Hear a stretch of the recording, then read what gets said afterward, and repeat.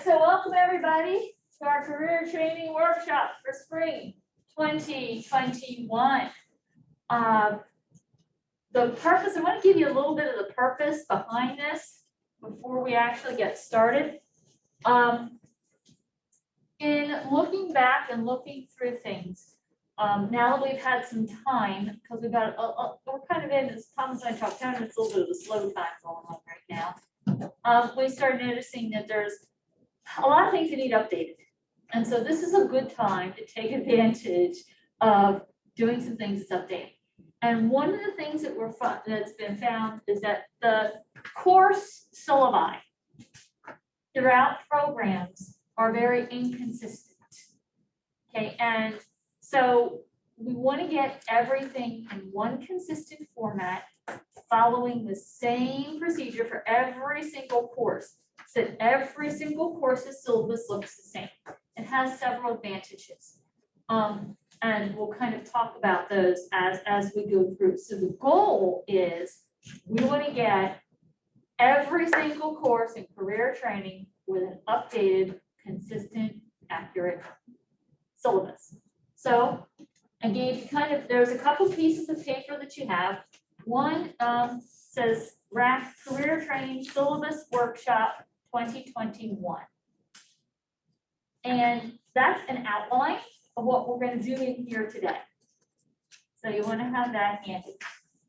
You should have a copy of revised Bloom's action verbs. We're going to refer to that throughout later in the workshop. And then lastly, you have a paper copy of the template that I also emailed to you.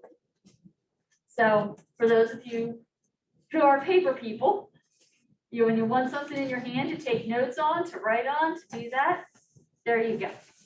So those are the three things everybody should have. If you're missing one of those, let me know.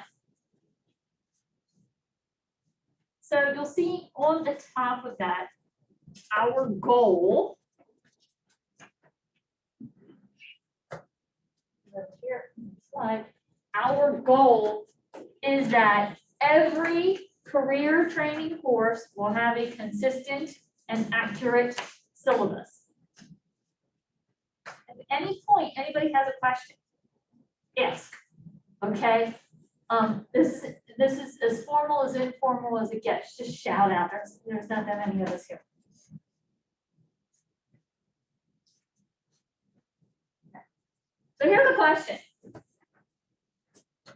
Why do we need a syllabus? Why do we need this thing?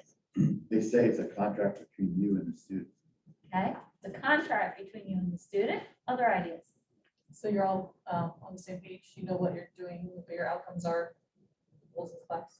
Exactly. So you're all on the same page, whether you teach it or someone else comes in and teaches it. And you have multiple teachers teaching it. Everybody's being consistent, doing the same thing. Very good. What else?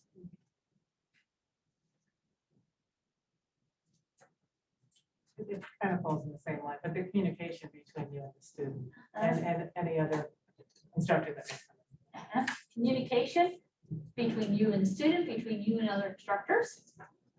Sort of like a roadmap. A roadmap. That's where we're going.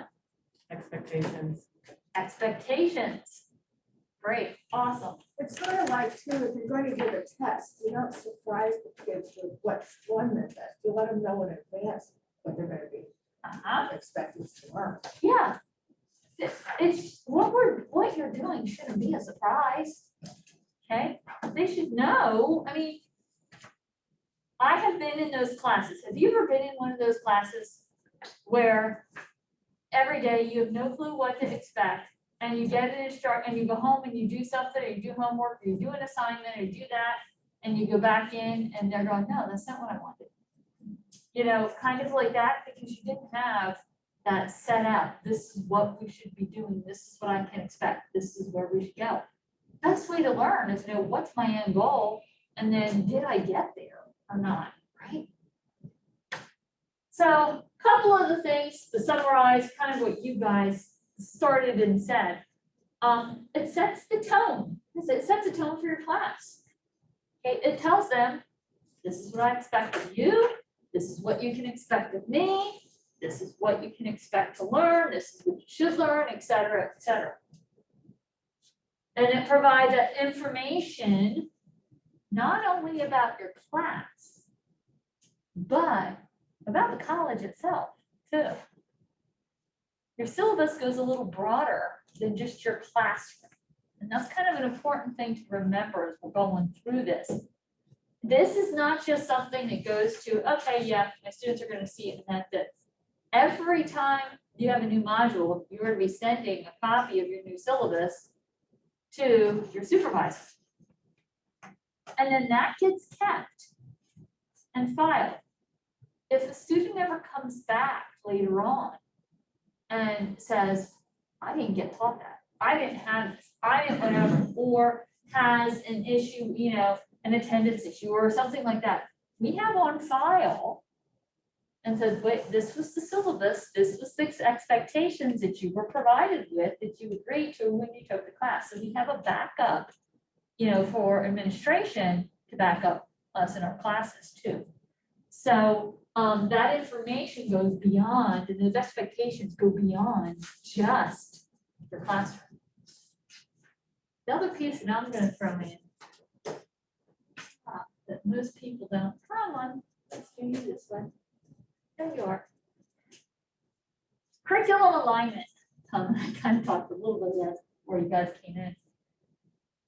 I'm a curriculum geek. I will tell you that. I love curriculum.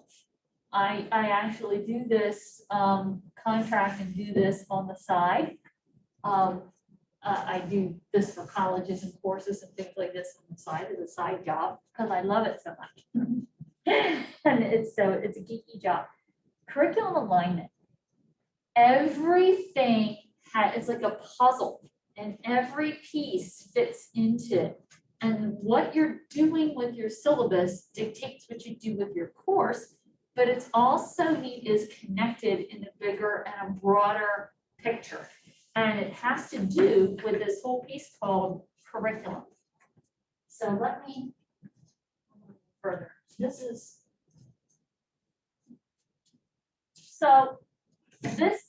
one of our programs. Okay, we have a certificate and a program that someone's going to get. Okay? So to get that certificate, they've got to take a number of courses. For every course, there is a master syllabus. There is one of these things.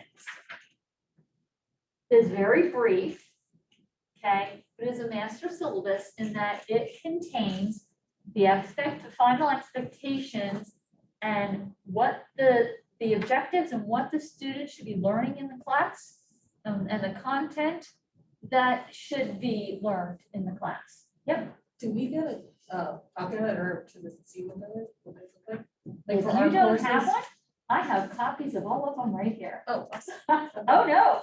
No, I brought them with because I expected that there were probably going to be some people who never saw this. Yeah. And guess what? This is what is approved by the college for your class. This is what the Dean of Academic Affairs, the provost, this is how when they approve a course, this is what they're approving, that you are teaching this. yeah, it makes sense. I just, So what you're teaching, what your syllabus that you're giving to your students and building your course needs to meet all of this. Now, you can cover more than this and give extra beyond this, but this is the minimum of what every student should get. And that is what is driving the ability to be able to get their certificate, is based off of these master syllabi. So, and I'll give, for example, I'm going to take our medical assisting program, for example, because it's an accredited program. So because of that, we have to show an accrediting body that we are teaching X, X, X, Y, and Z, and this is how we show that we're doing it with these master syllabi. So when a body comes in to evaluate the program and say, okay, yes, you're getting your stamp of approval for the next year, for the next 2 years, however it is, this is one of the things they're looking at. And they want to know that every student is getting what they need to be in order to qualify for that certification. So, when we talk about alignment now, we're talking your core syllabus has to be in alignment with the master syllabus, which has to be in alignment with the expectations for the certificate the student's getting. And then from the core syllabus, your lessons need to line up with this when you create your lessons. So we start with the master syllabus, create a core syllabus, and then the lessons come from there. Does the big broad picture make sense? Okay. And again, if you have questions, just jump in, but I do have copies if you have never seen your master syllabus. I anticipated that. All right, so every one of you has in front of you a paper copy of this. And this is the syllabus template that we're going to be using. No matter what you currently are using, it needs to go into this template, okay? Because again, we are looking at consistency. When an accrediting body comes in to evaluate us, think about this. If they see one syllabus that looks like this, and another one for the same class that looks like this, and another one that looks like this, okay, what do they think? What's an accrediting body gonna think? Things aren't organized. That you're disorganized, you're not consistent. Yeah, exactly. So we want to have everything so that it looks consistent. So this is your template to use.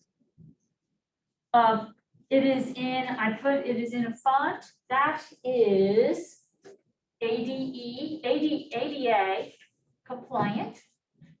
Okay, so that if you put it up, and we talked about putting it in your Canvas, which I do, you should be doing, and the student opens it and they need to use a screen reader, they need to use an adaptive device, this will work. Okay, certain fonts and certain things will not, they give them issues. So this is ADA compliant. Yes. Can you give us which ones are ADA compliant? Because sometimes I got a handout or something. I wasn't even aware that it should be in a certain.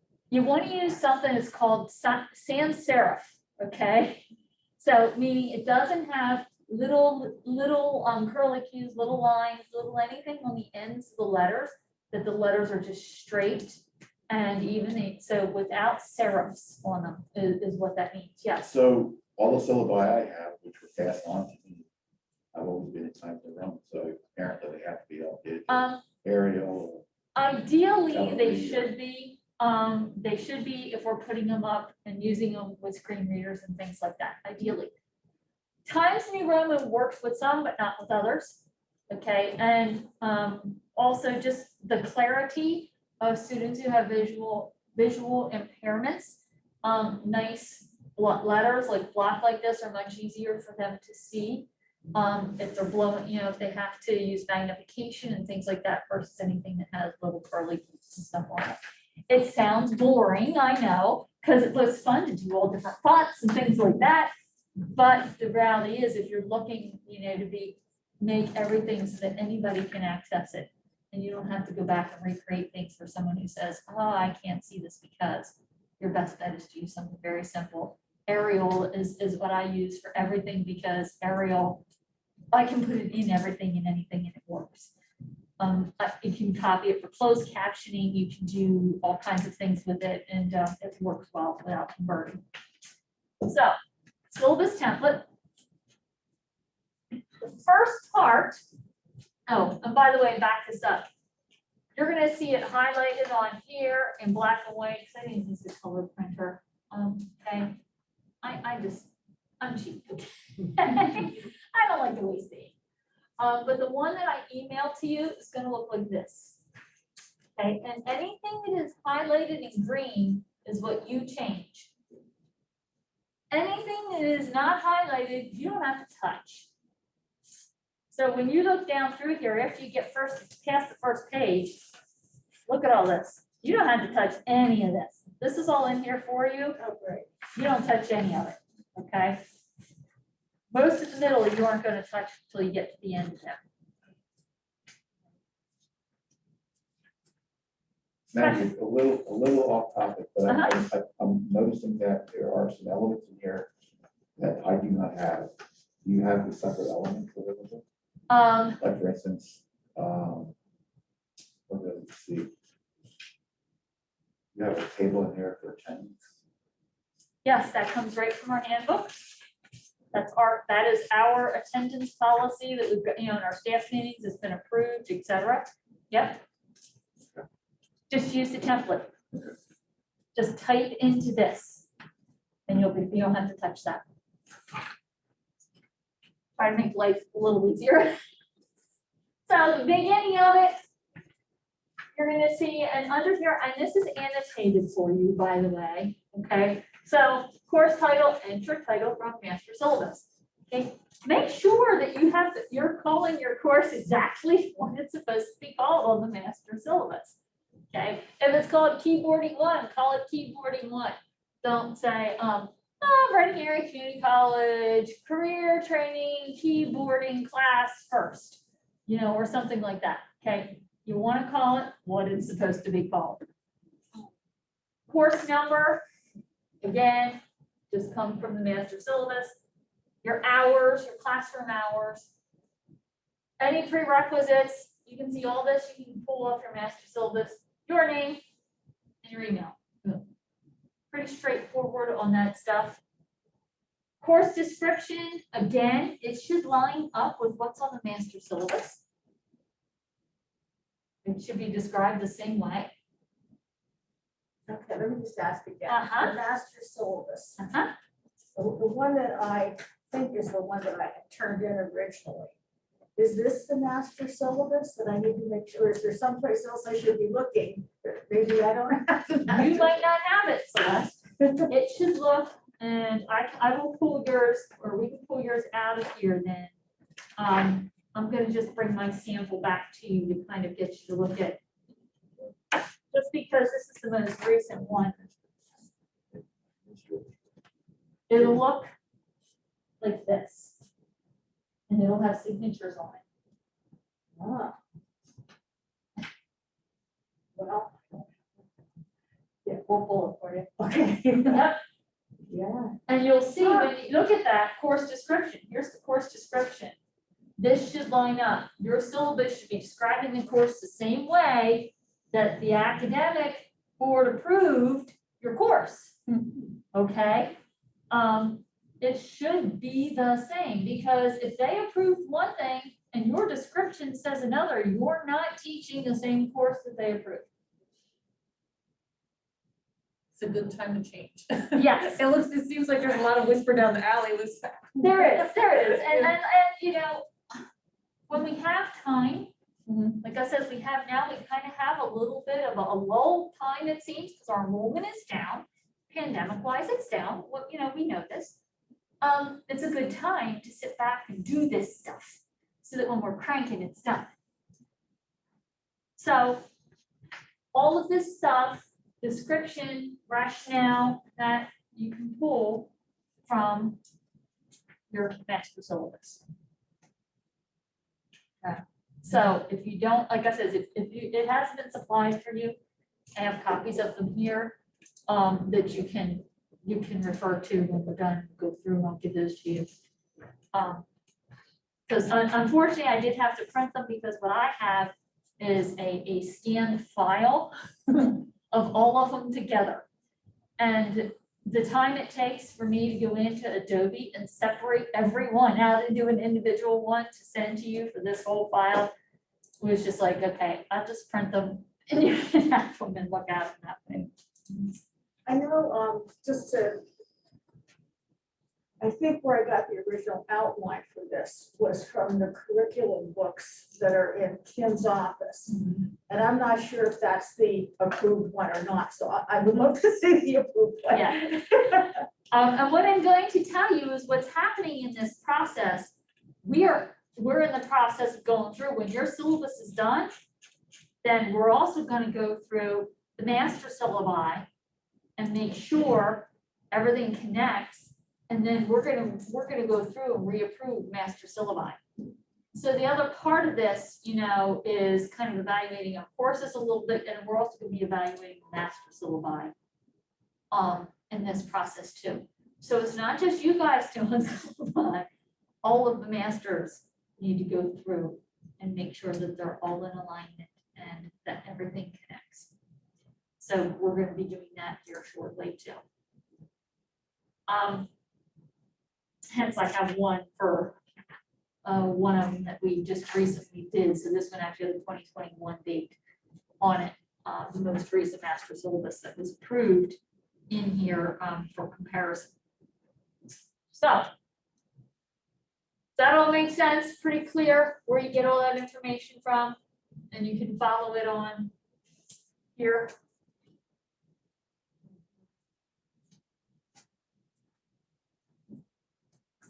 The second part is competencies and performance objectives. Okay. So course competencies and performance objectives. These are not going to come from the master syllabus. These come from you. So somebody should, I'm thinking I'm probably going to get a question here in about 30 seconds. About competencies. Everybody know what a competency is? What's a competency? It's something we should know how to do, or how to describe, define. Something you should know how to do, how to describe or define. It's a skill or information that the student should be able to perform upon completing the class. Okay, skill or information students should be able to perform upon completing the class. Upon completing the class. Anything else? Mastery of the content. Mastery. That. I would say all of them, and just links to, almost to go back to the concept, but should link to your objectives and your course, you know, program. I love that. And links and links and links. Yep. I think that's why I like curriculum so much, because it's like a puzzle and it's like, oh, where's this piece? Where's this piece? And then when it's all when everything's on the line, I'm very happy. I'm a little OCD. Okay, so here's the official. If we're looking at the official definition of what a competency is, and I have it on your outline for you. I try to minimize note-taking. A competency is the capability to apply or use a set of related knowledge, skills, and abilities required to successfully perform critical work functions or tasks in a defined work setting. Okay, and that was the one piece of, you know, kind of, that's hence my little Lego guy up there. This all relates back to the workplace and the workplace setting, ultimately.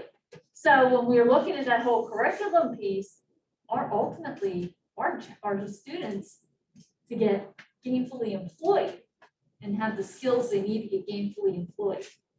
So as we're, you know, we have these great, you know, okay, this is a big overview of what this class is, but ultimately we need to drill it down to what are the tasks, what are the skills, what are the things they need to be successfully employed in their field, this course.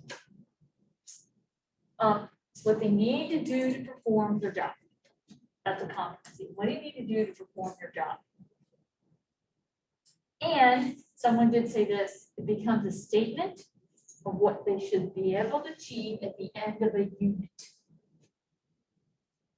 Now you have, when I say unit, that's maybe my terminology. When you're teaching online, we call them modules. Okay, units of instruction, modules of instruction, a group of instruction. Okay, So you have, within your course, you should have this unit, this unit, this unit, and again, I use the word unit, because that's what I call them in my classes, where you have this module and this module and this module and this module. Every one of those should have a competency associated with it. They should have a statement of the knowledge, the skills, and that the learner is going to be, should accomplish by the end of that unit. And then from there, you create your lessons so they can get there, so they can meet those. So that's a competency. Now, the other thing on there is asked for a performance objective. Okay. When we're looking at this and we're talking about your lessons, okay, you have a unit of instruction and they're going to be competent. By the end of this unit of instruction, they're going to be competent, they're going to be able to do this. Well, now, how do they get there? Well, there's going to be something they're going to have to do to get there. And that's your performance objectives on your syllabus. What are they going to do to meet each of those competencies?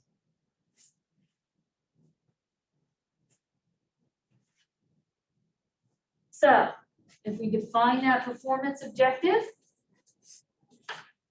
it's an expression of a desired result of a learning experience. Isn't that full, a big full explanation there?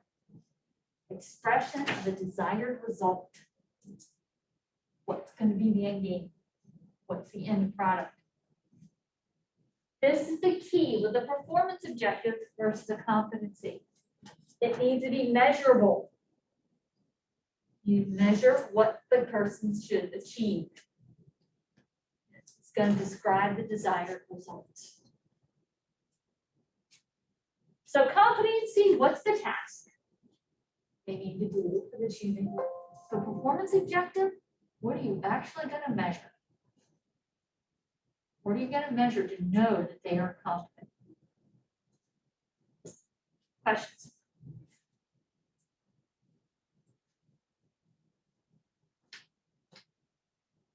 Ron, it looks like you had something.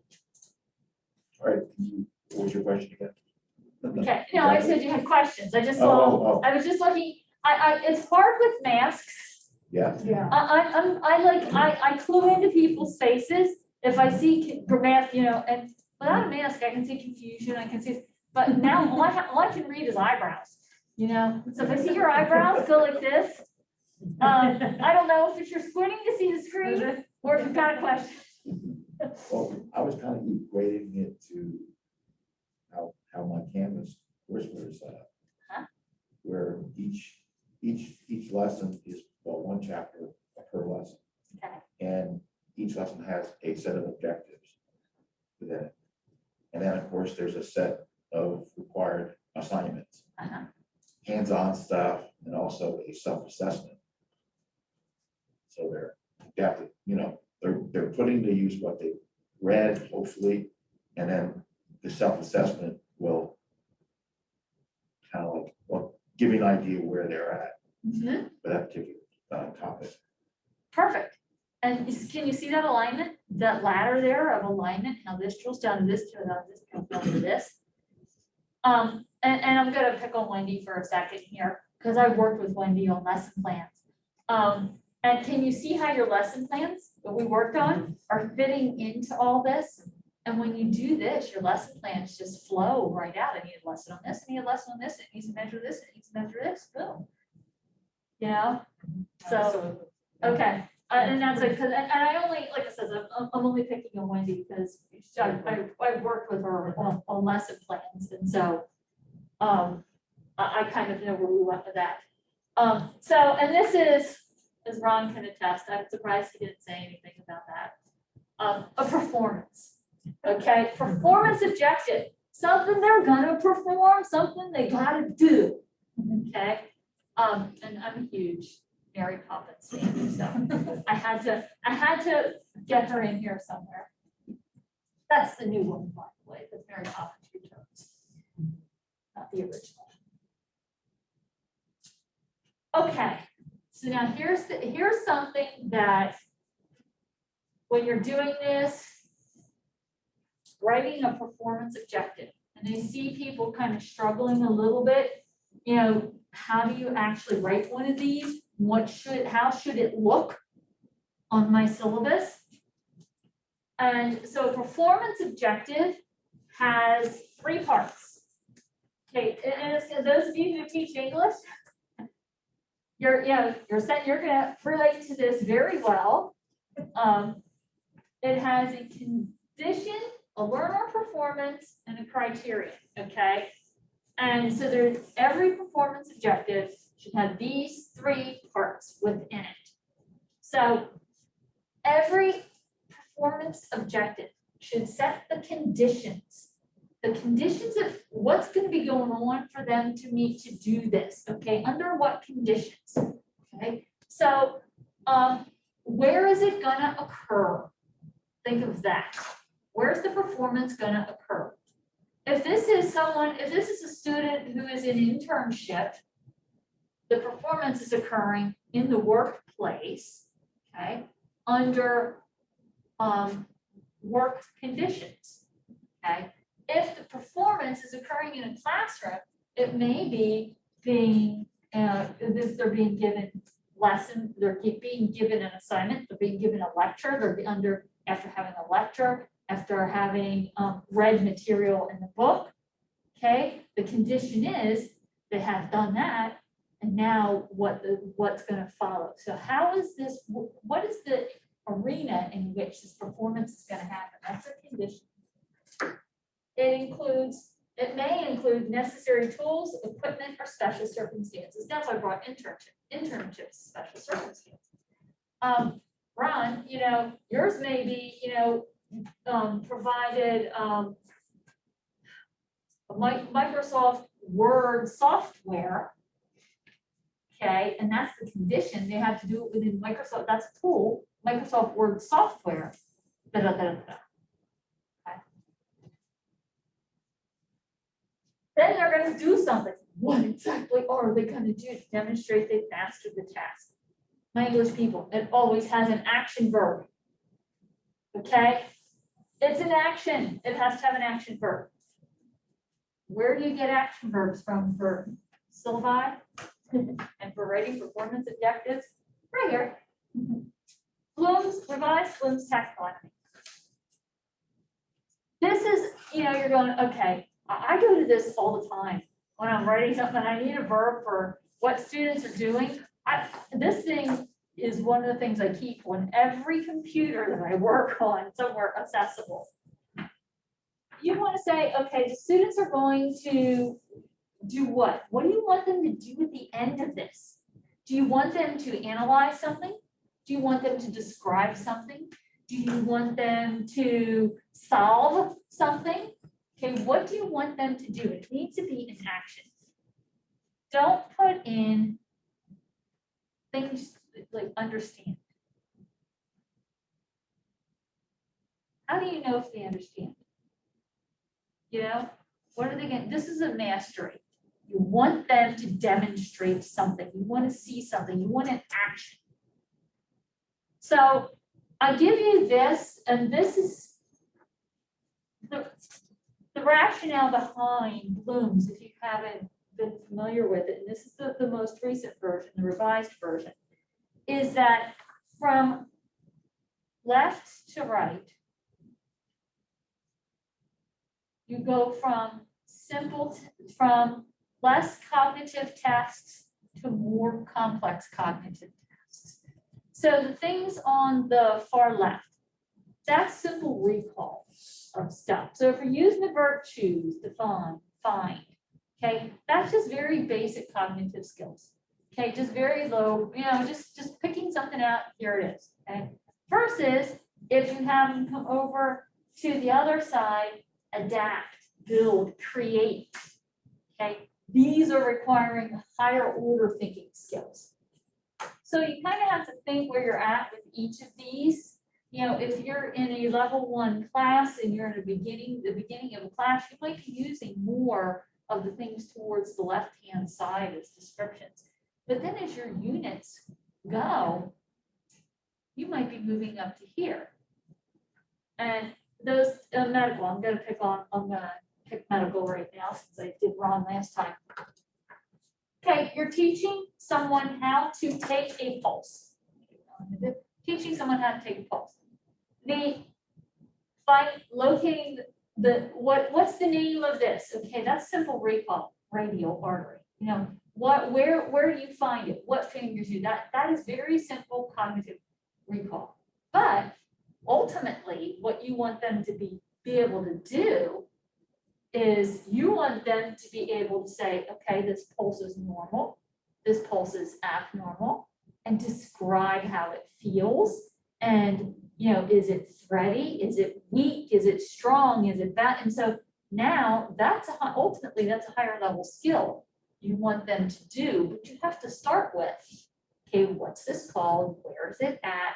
Wash your hands, all the basics, and then build up to the piece where now they can interpret what they're feeling. So you got to get them there. So that's the point of this. So performance objective, you got to have a condition in it. Where's it happening? What tools do they need? Then it has to have an action, something they're going to do. And lastly, what's the acceptable performance? Okay, what is the acceptable that you're going to accept to say that they did this? It needs to be measurable. You need to be able to measure it. And that's a piece that a lot of people in performance objectives forget. Yeah. Maggie. Mhm. Like right here, you have 70% accuracy. Yep. Okay. So if I was in your class Mhm. and I had a 68%, that would not be acceptable. Correct. Okay. How would that translate then to the grade? So exactly, each of these objectives, I assess with the students, and they get a grade on every single one of these objectives. In addition, we have a culminating project, and we have two culminating things at the end. So the formative assessments that we're doing in between, I'm seeing and they're seeing, okay, am I getting at least a 70% accuracy or not? Okay, I'm not here. So this is one we're going to need to work on so that later on, when I assess it again, we can have at least a 70% accuracy. I guess this is my question. If the grading, of the college, for the report, the grade report, passing is 60. And that's for this, like, remember, this is for my class. My class is a C or better for passing. This is the example I gave you is set for a class that I teach. Okay, and for my class, they have to get a C or better, or they've got to retake the class. Okay. Could I have that? Could I raise that standard for my class? That is set by the department. So it's set by that is set by the administration, who says in the class that I teach, they have to have a C or better, or they have to retake the class. Okay, and that can vary from class to class. So that's something, a bridge that would have to be crossed. Isn't that traditionally though at RACC? Traditionally, Most classes it's the for same most, better? I thought, I don't know, but but there may, like I said, there may be some differences. I know for transferring, you have to get a C or better. yeah. These don't transfer. And again, remember, this is based on, and I will show you some others, we'll give some other examples. I put this in here as an example. This is based on, of course, medical terminology. So medical terminology is the performance. If you read the performance objective here, we aren't assessing taking a blood pressure. We are, this is assessing, can you identify anatomical planes? Can you identify directions of the body? Can you identify that? So this is, how do I want to say, it's not necessarily an active performance. This is more of a cognitive class. So it'll vary again, and your criterion will vary per class. I'll give you a couple other examples up here that are different from this. This just happens to be what I use in my class. What class does he use, or what class does he teach? What class do you teach? Business English too. So yours may look, and I said, every class is gonna look different depending on your You class. could say the itself. definition, students will recite definition of like so many times, or I don't know, a student will per. Yeah. Sometimes, something like Or that. there's a Students will- rubric, or there's Yeah. something, and I'll give you a couple other examples of that as we go through. So, and think about it as we go Students through, will present, as students I will give you more listen. examples. So this is an example of one, okay? And this is an example of the performance objective for this workshop. Okay, if you look at the top of this, we have a competency and we have a performance objective. The competency for this is on successful completion of the workshop. The learner should understand how to create an accurate syllabus. Okay, it's nice broad. You should understand how to create an accurate syllabus by the time we're done. Okay. Now, I can't, now what's a performance objective for that? Okay, so anyway, this is the competency. I'm sorry, this is the competency for this particular that I have on the top here. If we did this after completion of the syllabus, the learner will be able to write performance objectives, including the 3 components of condition, performance, and criterion. Okay, that's more of a performance objective. That's something you're going to do in order to meet that competency of developing an accurate syllabus. Okay, the condition after completion of the syllabus workshop. The action verb, write. And the assessment is going to include, how it's going to be measured is your performance objectives should include 3 components of condition, performance, and criterion. If you write a performance objective and it doesn't include all that, you have not met that objective. And we'll go back and say, okay, let's work on this some more. You haven't met that objective. So I have something here, I can measure it because I can look at your performance objective and say, it's got a condition, it's got a criterion, and it has a performance. Setting is syllabus workshop, or the where it's at, and the action is to write. So that's an example of one that doesn't have a percentage in it, because being evaluated on those 3 things. It's being measured on those 3 things.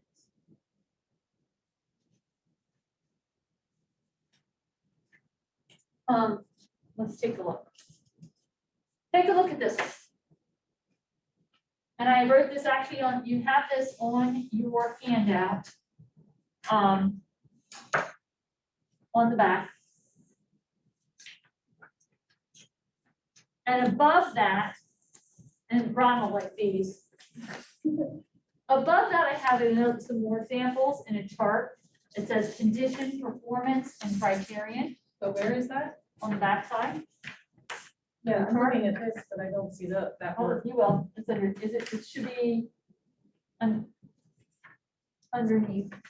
Yeah, it's underneath. It's the first one. Oh, Yep. So that's okay. Like we all do that. So the top here gives an example in this chart: condition, performance, accuracy. Some more examples. So for this would be a performance objective if you read it right across. Given a computer with word processing software, the student will key text at 45 words per minute for 3 minutes with no more than 2 errors per line. If you read that straight across, I'm going, Ron, you're going to love this because this could very well be one of his objectives, okay? So it's got a condition. It's got a condition. It has a performance, and it has how we're going to measure it. The second one down is done like mine with a percentage of accuracy. Given a list of computer operating systems, the student will identify the best system to use for a wide area network with 100% accuracy. And the same with the last one, we'll do this as a medical file, given a handwritten medical file. The student will transcribe the information into electronic text with 100% accuracy and within 20 minutes. Not only are they gonna be accurate, but they got a time frame they're gonna do it within. So just from a couple different disciplines. So take a look at this one. This was number 1. Below that, two attempts at performance objectives. Rewrite these. See if you can rewrite these as a performance objective. So the first one is learners will assess a simulated patient for hypertension. The second one is learners will write a paragraph.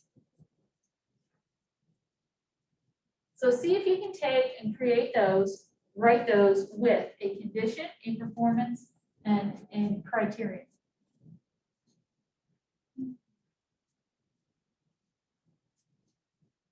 I know I'm making you work.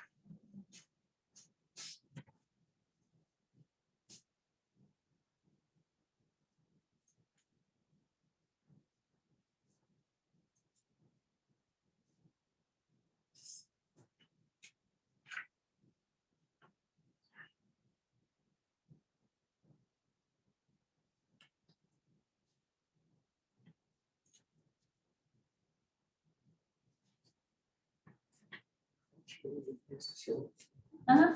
And if that one, yeah, Diagnose patient. that's fine, but well, how about this one? Okay, I didn't get that for you. Do the second one then. I tried to pick 2 different, because I knew we have a lot of medical people, and so that's why I did that one, but then I picked, learners will, write a paragraph. Make that one. Mhm.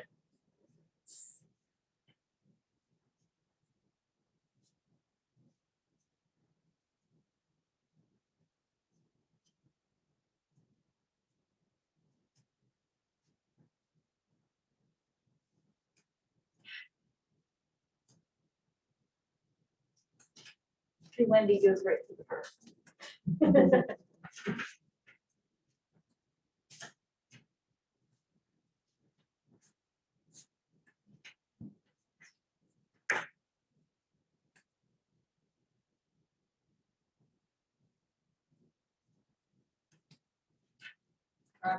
Scribbling there too. If you needed to read it or not. Oh, no, it's for your practice. Okay. It's for your practice to think through the 3 parts. Children.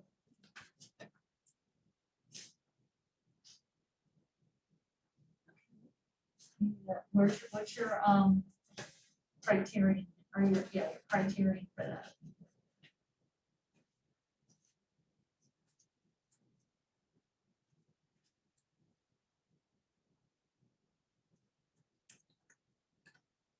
Oops, I'm sorry, back of your chair. My mind is just not working today. Okay. So, But you realize I do this all the time. My mind is not even coming up with anything for anything. okay, so you want a student to write a paragraph. Okay, what tools are you gonna give them first? But they have like a, and I use sensors, great details. How are they getting? Are you doing a lecture on that, or are you going to provide them with examples? Are you going to, what tools are they gonna have? Like construct one as class. Okay. Okay, yeah, And then they select some search topic. Okay. so that could, if they're modeling, if they're given models of Like they're gonna have that topic. So they're gonna have some. given a topic. And then after it comes that topic, you have to build a Okay. paragraph about it. So that sounds given a topic. The student will Summarize the information.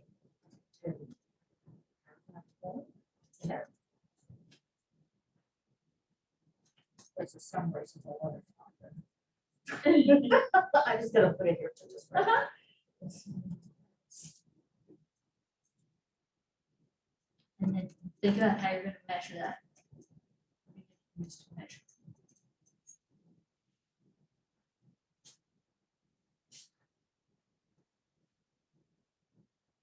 I forgot how to spell. Oh, it's been a moment. Okay. And how are you gonna measure that they did it correctly? What are you gonna measure it against? Think about that. Or what's gonna be your criteria for say, if you have correctly in there, what's gonna be your criteria for correct? I don't, How do you know if it's correct? And if it's outside your wheelhouse, that's okay. yeah, I don't know how to do this, you know? Yeah. and Right. So and that's why I said, you How know, do you do it? I mean, you could have like, you want it within a certain range of error. You want it 100% accurate, you want 99%, you know, you want it, or it needs to be within 2, we use millimeters of mercury. Within 2 millimeters of mercury, could be, or 4 millimeters of mercury, because that's how we actually measure blood pressure.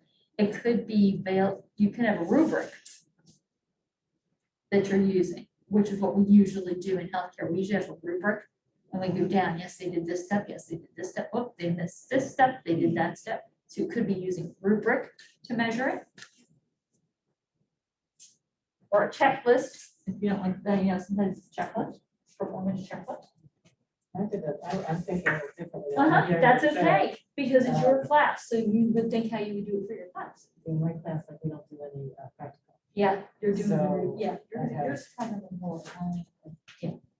I just have identified a range of blood pressure that classifies as hypertension. There you go, that works. Most of you have at least one done. My example does not have to match yours, but I'm gonna just give you an example of what I thought I would do if I was doing this, okay? So this to me, I thought, okay, it's simulated, so I thought, okay, I'm gonna be in a classroom. So it's gonna be in a classroom simulation. Okay, was my plan. Learners will assess a patient, a risk of, now I put cardiovascular disease, those of you who remember, it could be hypertension. By taking a 4-question family history, okay? So my assessment, I based on, I was looking at to see if they were at risk for hypertension, and this might be what I would do first before I actually did the blood pressure. Okay, and many of you took it to do the actually blood pressure. So I want to first ask, I want the student to first ask some questions and find out what their family history is, what their lifestyle is. And again, this is where my head went. Yours are fine, okay? This is where my head went with it, as long as you have the 3 things. In my class, and you know, this was how I'm going to do part of this, and there's going to be some more things under this. This would just be one performance objective. Do we have a condition? What's the condition? Classroom simulation. Classroom simulation. Do we have an action verb? Assess. And do we have a criteria, a way to measure it? 4-question family history. If they don't do a 4-question family history, boom, they haven't had this objective.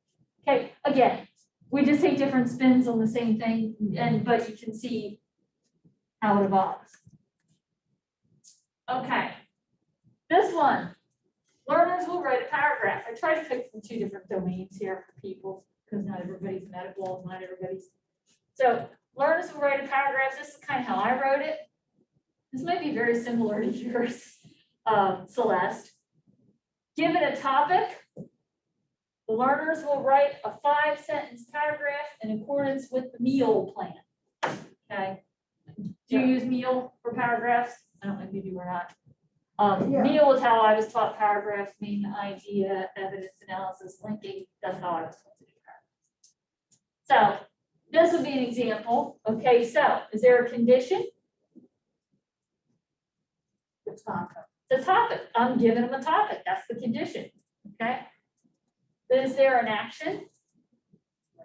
They're going to write. And is there an evaluation of it? Yeah. The meal plan. If it doesn't go in accordance, if it doesn't have the 4 components of the meal plan, it doesn't have another objective. Can I ask you, like, what's wrong with this that or if anything? Right. Okay, I hear it. Given a healthcare article, I just put given a topic. Okay, given a topic, Students will apply the structure of main ideas, supporting details to summarize that article. Following a rubric, is following a rubric Yes. too general? no, as long as you have an established rubric. So the question is, they will apply main ideas and supporting details and summarizing the topic following the rubric. Okay, All right. yeah, because now you're gonna have a rubric. We know that there's a rubric to measure it, and that's what's gonna be used. I do a project called a mini book with my students, and we have a rubric for that at the end. And very well, you know, it could be, okay, in accordance with the rubric. They need to meet the criteria in the rubric. So you don't actually have to list all the rubric No. details, just. Yeah, because then we know how you're gonna measure it. I just made mine really simple. Go I don't ahead. know if it, given a paper and pencil, learners will write a paragraph from pre-learned skills 1 out of 2 tries. There you go. At least 1 out of 2 tries. They're gonna, okay? Yeah. See, and we all take different takes Yeah, on this. different This is how your methodologies, yeah. syllabus becomes yours. Okay, this is how your syllabus becomes yours and your lessons become yours. That first part is scripted. You know, the course description, the rationales, that's scripted.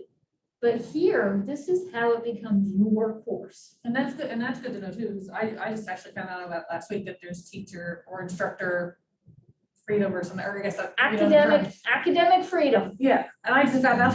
I was like, oh, this makes a whole. you know. So, given a topic, students will write And a then you can link your paragraph things that together. contains a Mhm. topic sentence And and at then- least and 4 links. supporting sentences. You want 1 sentence out. Using correct grammar, punctuation, and sentence structure. Yes. You just want to make it just, I do semicolon music, you know. So you're evaluating it if it's got going grammar, punctuation, and sentence structure. The condition is they're being given a topic and they are going to Write it the correct way. the one thing, yeah, so just 1 sentence, okay, I'll go back to the KISS method, keep it simple.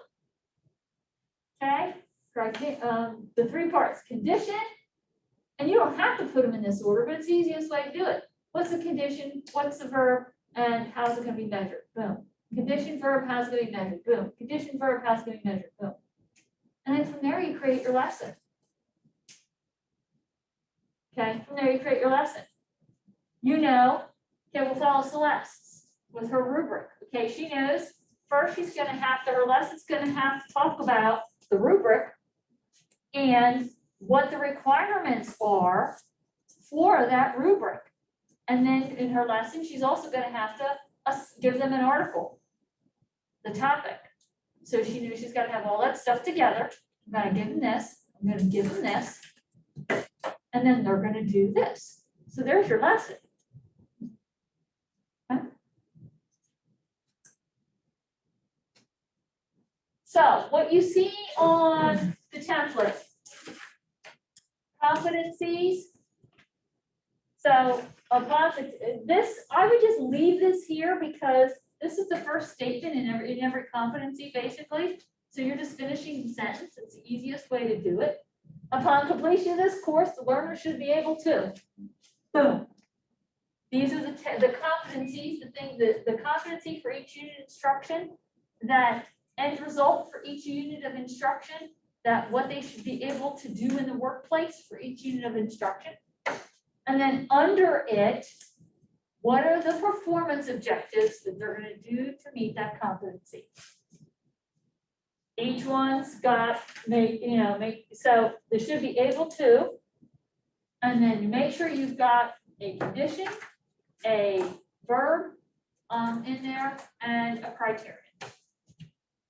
That's how they go. So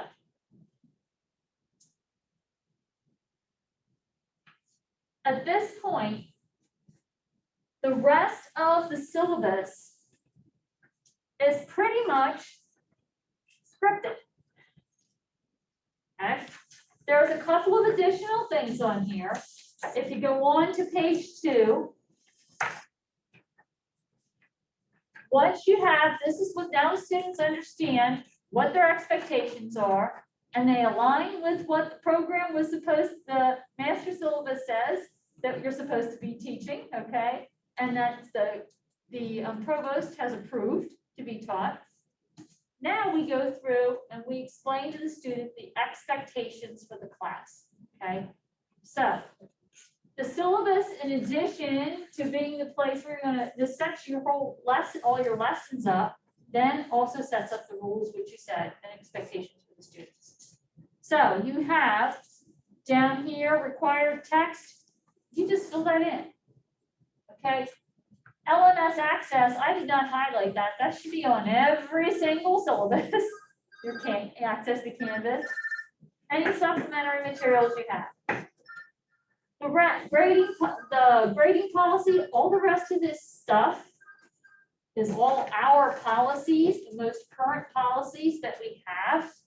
Okay, so when I send out to you and say, hey, or someone sends out, the administration met and they changed the policy, then all you'll have to do is copy and paste the new wording and put it into this. Okay, because everything else will be here. So this is the most updated. So everything in here, you don't touch, really don't touch any of the rest until the very page 6. And this, you know, this is going to, this may switch. This may be a page 7 for you, depending on how many performance objectives you have, you know, it's going to move. But in my one I printed is page 6. The bottom, you're going to see the scheduled activities set. And then this is what you put in, is what you're ever going to do on every day of class. And then you just have to edit the dates each time, after this is finally all done. Yeah, edit the dates, and you're good. So must this be in our syllabus, or can we put this on campus? Both. Well, It really needs to be both. It really needs to be both. You need to hand this physically, since we're face to face, one of these to your students physically the first day of class. Okay, they need to see this the first day of class so that they understand and go over it with them. So that they understand these are the expectations of the class. And you have that document. I'll tell you what I do. In addition to this, I make their first assignment. I post, this also gets posted in Canvas.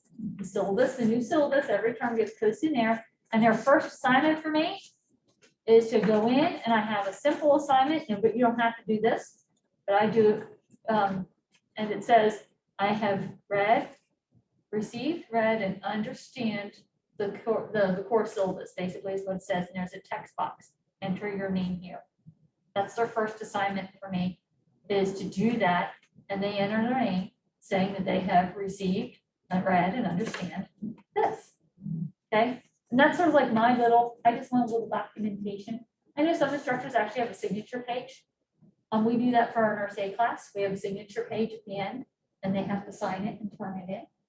Okay, I do it in Canvas. I just have them put in there. Then I have documentation that I've given it to them, and they know what the rules of the class are. Kind of a cover my butt type of thing. The college is not required that you do that. I just do it after 30 years of teaching. I just do it. You know, lessons learned. Okay, take it from lessons learned. So that's the syllabus template. From here on out, the rest of today, and then our next session is working and getting these done. The goal is every class that you teach has a syllabus that is consistent and accurate that you can go and turn in. Sterling, as you said, once you have this done, life is easy every 6 weeks. You go in, change the date at the top of this, change your dates in the back, and unless you get an email saying such and such policy change, your syllabus is ready for the next 6 weeks.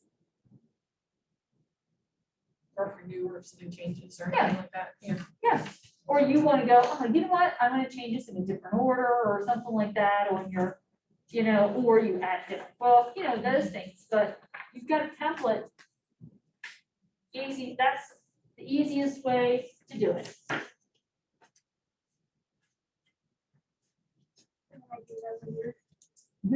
Go ahead. I was gonna get for us, whatever you have as the master syllabus, so I can consider that with what I have now. That's Yes. Question one. And then question two, if we have made changes to that, and it could easily have happened, I don't worry about it, things being done. We just go ahead and changes that we would like, we don't have to stick with that original, whatever that original master syllabus looks like. What you'll do is if there are changes that you see that need to be made to that, you're gonna have to let, in your case, Aria know, she has yours, Regina's doing, I don't know that Regina's doing yours. But I don't know if Regina's doing the business ones or she's just doing the healthcare ones. But you would say to Aria, hey, you know, I looked at the master syllabus, get that to her, then she's gonna have to go and get that approved on a new master. If you see things that need to be changed. Okay. To bring it up to date. So what I'm working here is maybe the improved version that I would submit to her as opposed to rewriting the original. You want, your current one should be in alignment with the master syllabus that we have. Okay, Well, I'll know better once I see it. yeah, you'll know better when you see it. And Okay. if there's something on there that you go, ooh, this really, you can add things in certainly in your performance objectives and that, but the course description needs to match.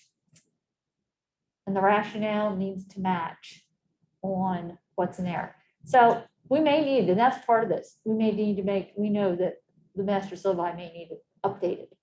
And that's part of this is we get your feedback and go, oh yeah. And then we can get it reapproved and then you can go tweak it in your syllabus. Or like if I'm writing it, could I, whatever the master is, enter that like in black and then put in red or something, the changes I would like to see or that they, To submit, sure, because I don't think the original had any writing assignments in it. okay, There's something. It needs to be writing. Okay. All right, yeah, and that's something that's, like I said, that's part of this process because some of these masters have not been reviewed for quite a while. So that'll be part of this too. Good point. Maggie, is there a master syllabus for this evening course? I will check, there should be.